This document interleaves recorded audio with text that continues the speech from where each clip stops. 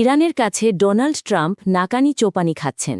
যুদ্ধ থেকে বের হবার কোনো রাস্তাই খুঁজে পাচ্ছেন না মার্কিন প্রেসিডেন্ট। ওয়াশিংটন ও তেহরান থেকে একযোগে পাওয়া সর্বশেষ খবরে জানা গেছে, গত কয়েক সপ্তাহে ইরানের ক্ষেপণাস্ত্র ও ড্রোন হামলায় আমেরিকান সামরিক ঘাঁটি ও স্বার্থ ব্যাপক ক্ষতির মুখে পড়েছে। পেন্টাগনের অভ্যন্তরীণ সূত্র জানিয়েছে, প্রেসিডেন্ট ট্রাম্প এখন চরম বিপাকে। কোনো স্পষ্ট কৌশল নেই, কোনো এক্সিট প্ল্যান নেই। হোয়াইট হাউসের ঘনিষ্ঠ এক কর্মকর্তার নাম প্রকাশ না করার শর্তে বলেছেন, ট্রাম্প ভেবেছিলেন ইরানকে চাপ দিয়ে সহজেই বশ করা যাবে, কিন্তু ইরান এখন প্রত্যাঘাতে এতটাই শক্তিশালী যে প্রশাসনের সব পরিকল্পনা ভেস্তে গেছে।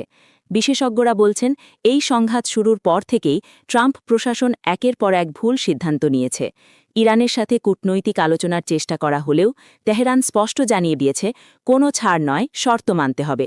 এদিকে দেশের ভিতরে ট্রাম্পের সমর্থকরা এখনও বলছেন এটা কৌশলগত পদক্ষেপ, কিন্তু বিরোধী দল ও আন্তর্জাতিক মহলের চাপ বাড়ছে। জাতিসংঘ মহাসচিব আজই উভয় পক্ষকে তাৎক্ষণিক যুদ্ধবিরতির আহ্বান জানিয়েছেন। পরিস্থিতি এখন এমন যে ট্রাম্পের জন্য এই যুদ্ধ আর শুধু বিদেশি সংকট নয়, নিজের রাজনৈতিক ভবিষ্যতেরও বড় হুমকি হয়ে দাঁড়িয়েছে। আরও আপডেটের জন্য আমাদের সাথেই থাকুন। ধন্যবাদ।